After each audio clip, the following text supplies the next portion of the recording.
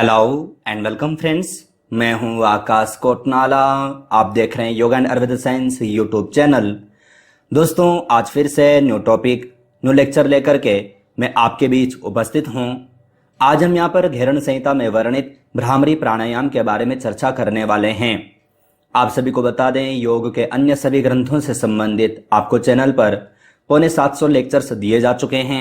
आप इन्हें देख सकते हैं, कुछ नया सीख सकते हैं। आज हम यहाँ पर घेरण संहिता में वर्णित भ्रामरी प्राणायाम के बारे में चर्चा करेंगे। आपको बता दें, घेरण संहिता से संबंधित आपको चैनल पर 60+ लेक्चर्स दिए जा चुके हैं। ये सब के बारे में हम यहाँ पर चर्चा करें, उससे पूर्व प्राणायाम का परिचय, ग्रंथ का परिचय रिपीट करें। तो जैसे कि हमने पहले भी देखा है, महर्षि घेरण ने सप्त साधन के अंतर्गत जो पंचम साधन है, यहाँ पर नाड़ी शुद्धि तत्पश्चात 8 प्रकार के प्राणायामों का वर्णन किया है। घेरण संहिता 7 साधन अर्थात 7 अध्यायों में विभाजित है। पंचम अध्याय में हमें नाड़ी शुद्धि और 8 प्रकार के प्राणायामों के बारे में पढ़ने को मिलता है। इसके अलावा यहाँ पर मिताहार या फिर स्थान काल यानी कि योग का अभ्यास करने से पूर्व, 8 प्रकार के प्राणायामों का अभ्यास करने से पूर्व मिताहार के बारे में, योग का स्थान कैसा होना चाहिए, योग का समय कैसा होना चाहिए, ये सब के बारे में भी चर्चा की गई है, जिनसे संबंधित अलग से लेक्चर हम चैनल पर आपको दे चुके हैं। हम यहाँ पर अपना जो प्राणायाम है, भ्रामरी प्राणायाम, इसे प्रारंभ करें। सर्वप्रथम नामकरण यहाँ पर देखें। इसे भ्रामरी प्राणायाम क्यों कहा जाता है? तो जैसे कि आप नाम से ही जानते हैं, भ्रमर गुंजार के समान ध्वनि होने के कारण इस प्रकार जो ये प्राणायाम है, इस प्राणायाम को भ्रामरी प्राणायाम के नाम से जाना जाता है। इस दौरान यानी कि जब हम भ्रामरी प्राणायाम का अभ्यास करते हैं तो जो ध्वनि जो निकलती है वह भ्रमर गुंजार के समान निकलती है, इसलिए इस प्राणायाम को भ्रामरी प्राणायाम कहा जाता है। प्रत्येक प्राणायाम, आसन, मुद्रा, बंध का नामकरण आपको मालूम होना चाहिए कि इसे इस नाम से क्यों क्यों जाना जाता है, और इनसे संबंधित आपको चैनल पर भी और वेबसाइट पर भी सभी टॉपिक दिए जाते हैं। नामकरण हम भ्रामरी प्राणायाम का जान चुके हैं। अब हम यहाँ पर ग्रंथ के अनुसार विधि यहाँ पर देखें तो पंचम अध्याय में ही यहाँ पर महर्षि घेरण भ्रामरी प्राणायाम से संबंधित श्लोक देते हैं। कहते हैं, अर्धरात्रे गते योगी जंतु नाम शब्द वर्जिते कर्णो पिधाय हस्ताभ्याम कुर्यात् पूरक कुंभकम। जो ये श्लोक हैं, श्लोक अगर आप याद कर पाए तो अच्छी बात, याद नहीं भी हो पाते हैं तो आपको समझना जरूरी है। अर्धरात्रि व्यतीत होने के पश्चात जंतु नाम शब्द वर्जिते, किसी भी प्रकार के जंतुओं का कोई भी शब्द न आए, उस दौरान कर्णों पिधाय हस्ताभ्याम कुर्यात् पूरक कुंभकम। हिंदी अर्थ आपको यहाँ पर दे देते हैं, आपको समझ में आ जाएगा।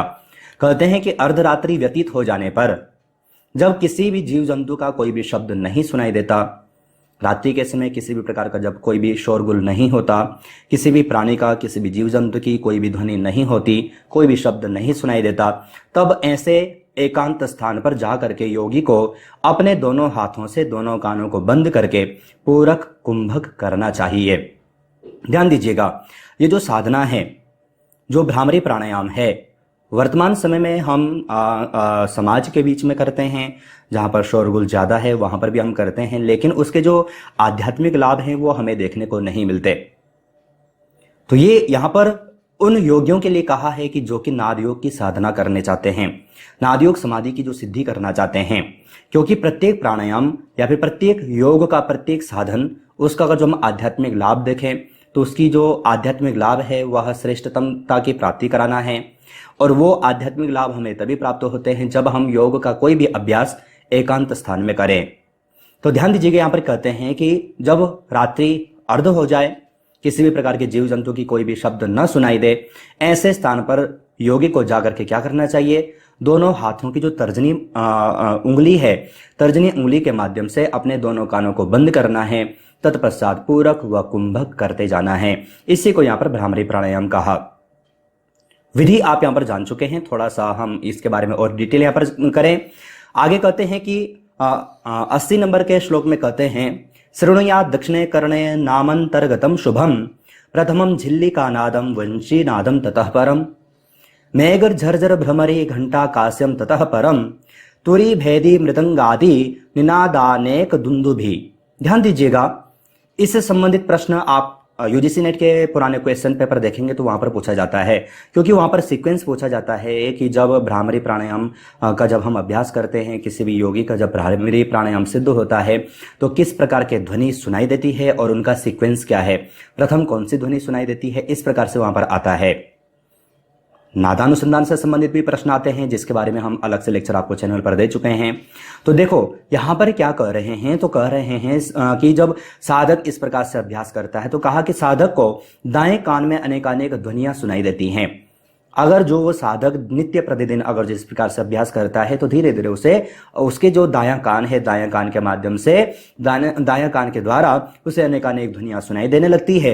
अब वो ध्वनियां कौन कौन सी, इनका सीक्वेंस क्या है, तो प्रथम कहा कि झिंगुर शब्द सुनाई देता है, बंसी की ध्वनि सुनाई देती है, मेघ गर्जन का शब्द सुनाई देता है, बाजे बजने के शब्द सुनाई देते हैं, भौरों का गुंजन जिस प्रकार से होता है वो ध्वनि सुनाई देती है, घंटा है, घड़ियाल है, तुरही है, भैरी है, मृदंग है, दुंदुभी आदि है, ये सब के सब उसे सुनाई देने लगते हैं, ये सब के सब नाद उसे सुनाई देने लगते हैं।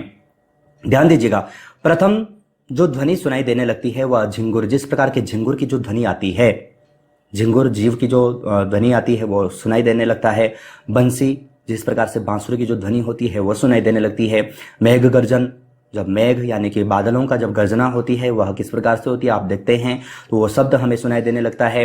बाजे बजने के शब्द सुनाई देने लगते हैं। भौरों का गुंजन, यानी कि जो भौरों का जो गुंजन होता है, कई सारे भौर जब एक साथ गुंजार करते हैं उनकी जो ध्वनि होती है वह सुनाई देने लगती है।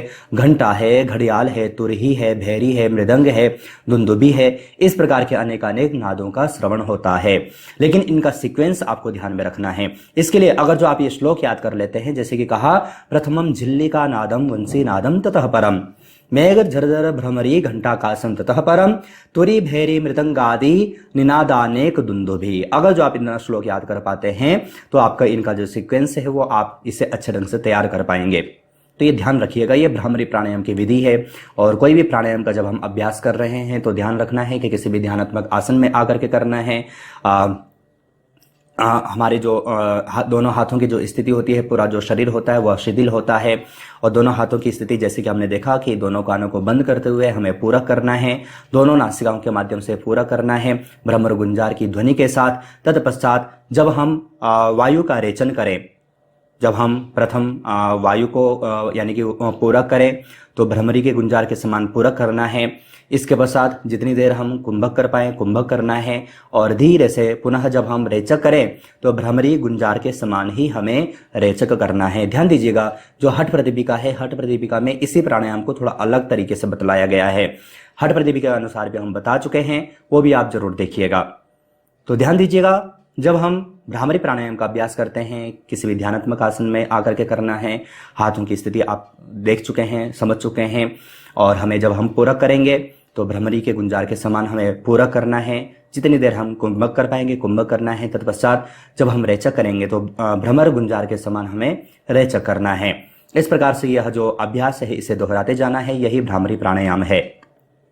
तो विधि आप यहां पर जान चुके हैं। लाभ क्या क्या हो सकते हैं ग्रंथ के अनुसार प्रथम देखें तो कहा, इस प्रकार नित्य अभ्यास करने से अनेक प्रकार के नादों के श्रवण का अनुभव होता है और अनाहत में शब्द की ध्वनि होती है। अनाहत जो चक्र है, यहाँ पर शब्द की ध्वनि सुनाई देने लगती है।